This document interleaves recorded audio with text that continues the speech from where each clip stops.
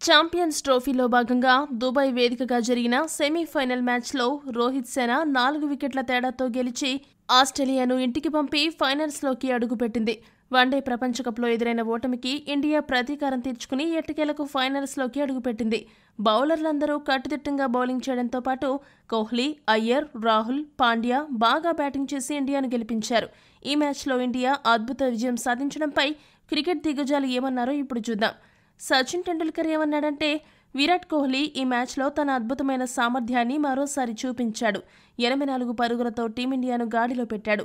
అతనితో పాటు హార్దిక్ పాండ్యా, కేఎల్ రాహుల్ చివర్లో గొప్పగా ముగించారు. ఈ జట్టు ఒత్తిడిలో గెలవడం నిజంగా అద్భుతమని పేర్కొన్నాడు. సునీల్ గవాస్కర్ మాట్లాడుతూ, ఇది భారత్ యొక్క సంపూర్ణ ప్రదర్శన. షమి బౌలింగ్లో అద్భుతంగా రాణించాడు. కోహ్లీ బ్యాటింగ్లో స్థిరత్వం చూపాడు. మిగతా ఆటగాళ్లు ఒత్తిడిని ఎదుర్కొన్న తీరు అద్భుతం. 2023 ఓటమికి ఇది సరైన ప్రతీకారం. రాహుల్, పాండ్యా చివర్లో ఉండడం కూడా ఇండియాకు ఎంతగానో ఉపయోగపడుతుందని ముగించాడు. కపిల్ దేవ్ స్పందిస్తూ, ఈ గెలుపు జట్టు స్ఫూర్తిని చూపిస్తుంది. ఆస్ట్రేలియా లాంటి బలమైన జట్టును ఓడించడం అంటే సులభం కాదు. కానీ రోహిత్ నాయకత్వంలో ఈ జట్టు అద్భుతంగా ఆడింది. హార్దిక్ కొట్టిన ఆ షాట్లో రాహుల్ విన్నింగ్ 6 అద్భుతం. కోహ్లీ ఎప్పటిలాగానే చేజింగ్ కింగ్ అని నిరూపించాడని చెప్పుకొచ్చాడు.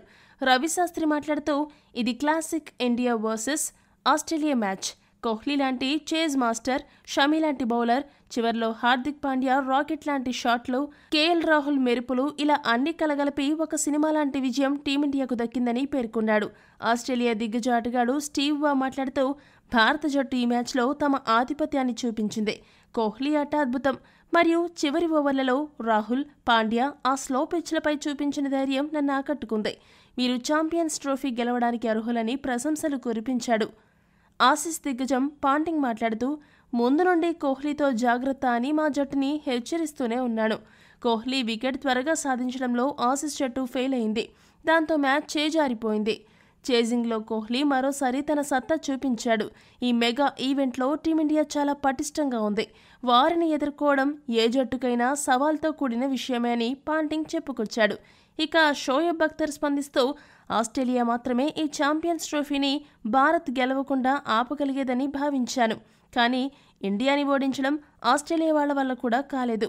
ఇప్పుడు నాకు అర్థమైంది ఏంటంటే, ఇప్పుడు ఛాంపియన్స్ ట్రోఫీ ఫైనల్ కేవలం ఒక ఫార్మాలిటీ మాత్రమే. ఈ టోర్నీలో భారత్ ఖచ్చితంగా గెలుస్తుంది. విరాట్ కోహ్లీ ఆట అద్భుతం. హార్దిక్ పాండ్యా, రాహుల్ చివర్లో ఆడిన ఆట నన్ను ఆశ్చర్యపరిచింది. ఈ జట్టు ఇప్పుడు అజేయంగా కనిపిస్తోందని ఆకాశానికి ఎత్తేశాడు. ఈ వీడియో కనుక మీకు నచ్చినట్టయితే లైక్, షేర్, కామెంట్ చేయండి. మరిన్ని స్పోర్ట్స్ అప్డేట్స్ కోసం మా ఛానల్ను సబ్స్క్రైబ్ చేసుకోండి.